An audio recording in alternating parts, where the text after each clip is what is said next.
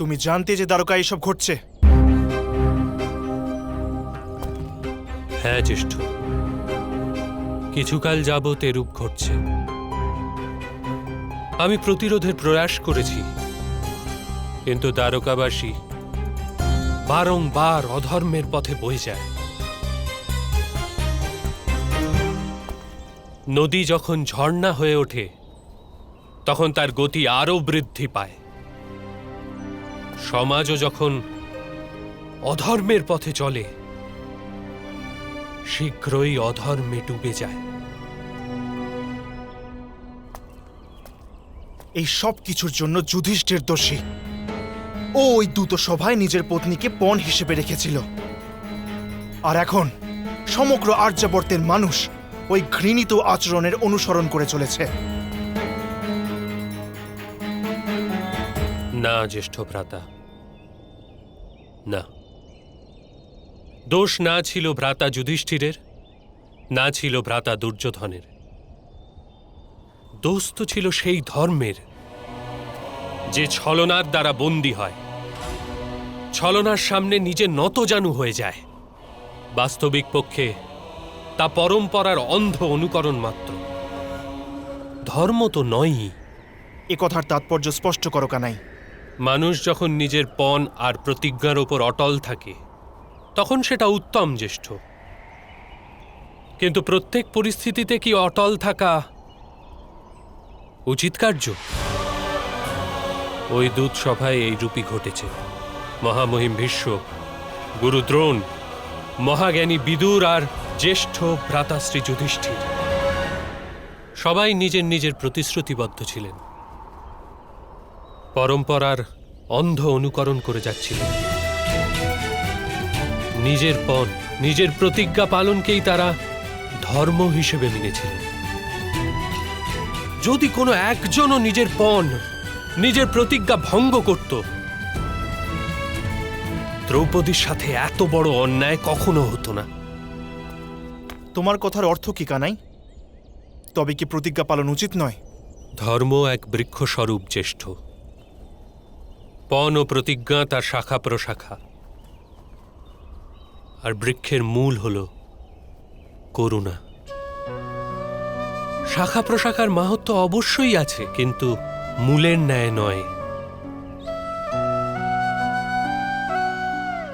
যদি কারোর পীড়া রোধ করার জন্য পণ ভঙ্গও করতে হয় তাহলে তা উচিত কার্য। কিন্তু এই যুগের খণ্ডাংশে করুণার বিনাশ ঘটেছে সমগ্র আর্যাবর্তে, সমগ্র জগতে। নিজের পীড়ার মূল্য আপনজনের পীড়া অপেক্ষা অধিক, আর আপনজনের পীড়ার মূল্য সমাজের পীড়া অপেক্ষা অধিক। করুণা শুকিয়ে গেছে সমাজে এই রূপে।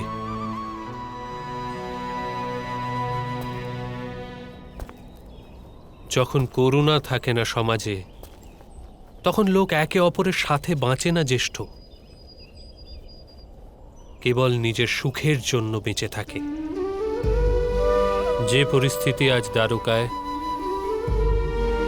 সেই পরিস্থিতি সমগ্র আর্যাবর্তে। মূল থেকে উৎপাটিত বৃক্ষের শাখা শুকিয়ে কাঠ হয়ে যায়, ঠিক সেরূপ আজকের যুগে ধর্ম নির্জীব হয়ে গেছে।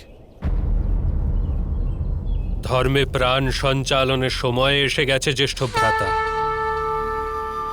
সমাজকে একবার পুনরায় ধর্ম জ্ঞান প্রদান করতে হবে। দ্বারকাব্যাপী এই অধর্মকে তো আমাদের প্রশাসন সামলে নেবে কানাই, কিন্তু আমার সম্মুখে অপর বৃহৎ চিন্তা উপস্থিত। সেটা হলো সমগ্র আর্যাবর্তব্যাপী অধর্মের কারণে কৌরব ও পাণ্ডবদের সম্ভাব্য যুদ্ধ। যুদ্ধ তো অবশ্যই হবে জ্যেষ্ঠ। সমাজে যখন করুণার নাশ হয় তখন সমাজ স্বয়ং নিজের জন্য যুদ্ধ প্রস্তুত করে থাকে। কৌরব আর পাণ্ডব তো কেবল নিমিত্ত মাত্র। নদীর তট থাকে, কিন্তু বন্যার কোনো তট থাকে না। এই যুদ্ধে আমরাও তটস্থ থাকতে পারি না জ্যেষ্ঠ। আমাদের কোনো এক পক্ষ নিয়ে যুদ্ধ তো অবশ্যই করতে হবে।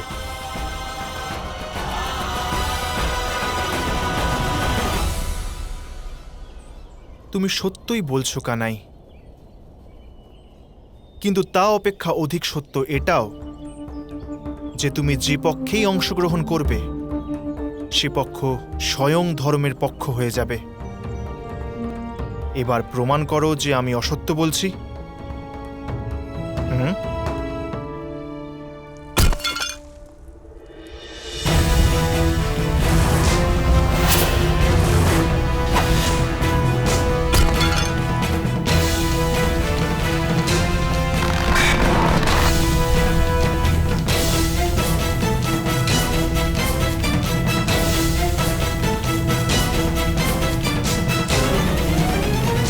কি কার্য করছো পুত্র?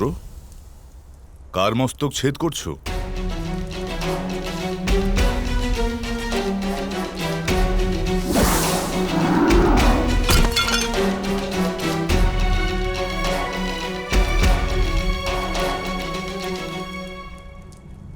ওই মস্তক আপনার ছিল।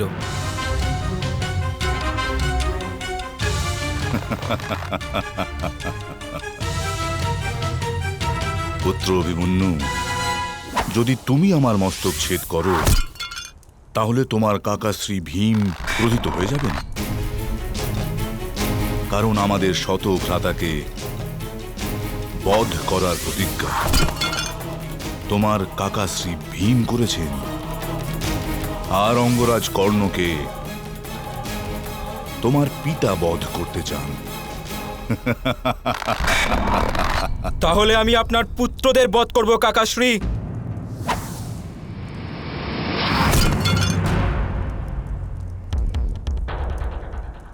পিতামহ ধৃতরাষ্ট্রের রক্ত যে যে শরীরে থাকবে এক এক করে ধূলিসাৎ হবে।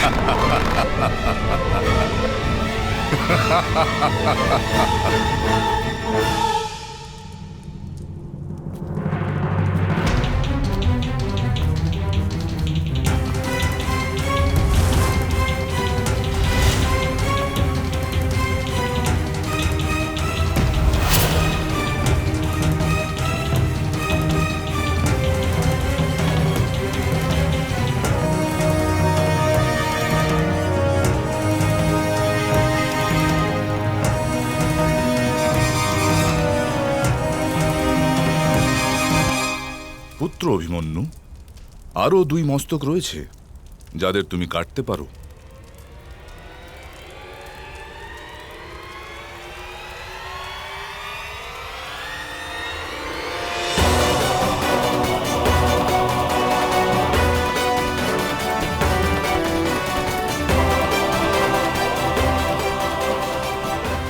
তোমার মামা শ্রী কৃষ্ণ আর মামা শ্রী বলরাম।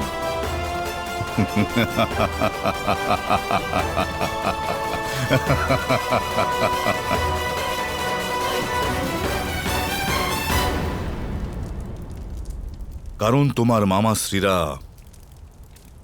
আমাদের পক্ষ নির্বাচন করেছে। ছেদ করতে পারবে এদের মস্তক?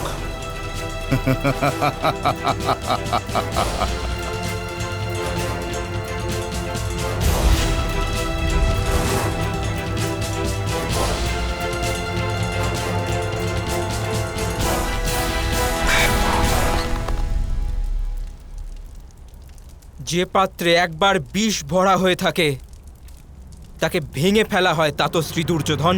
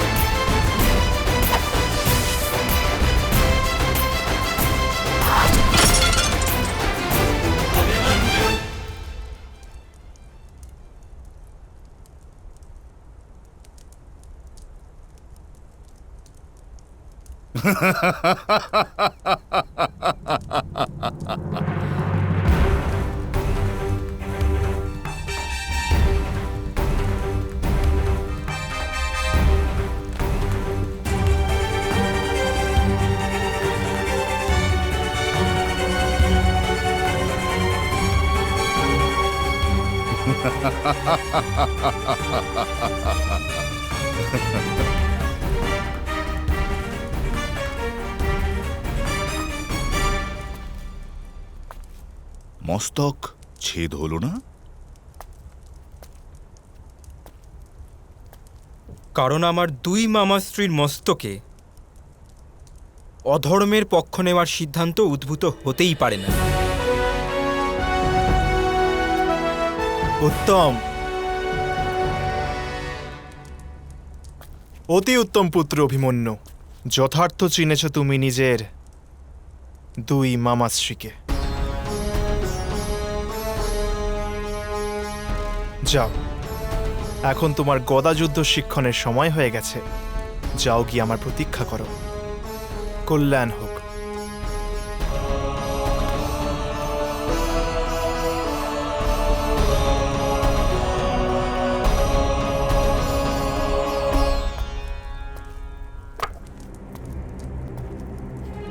ক্ষমা করবেন মহাবলী শ্রী বলরাম, কিন্তু আপনি তো প্রতিশ্রুতি দিয়েছেন যে যে আপনি আমি পাণ্ডবদের পক্ষ থেকে অস্ত্র ধারণ করব না,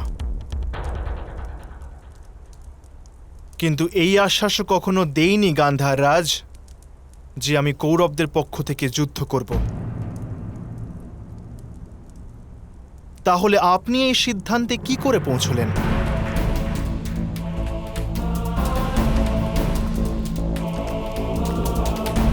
আমি এই যুদ্ধতে কোনো পক্ষ থেকেই যুদ্ধ করব না। মহাভারত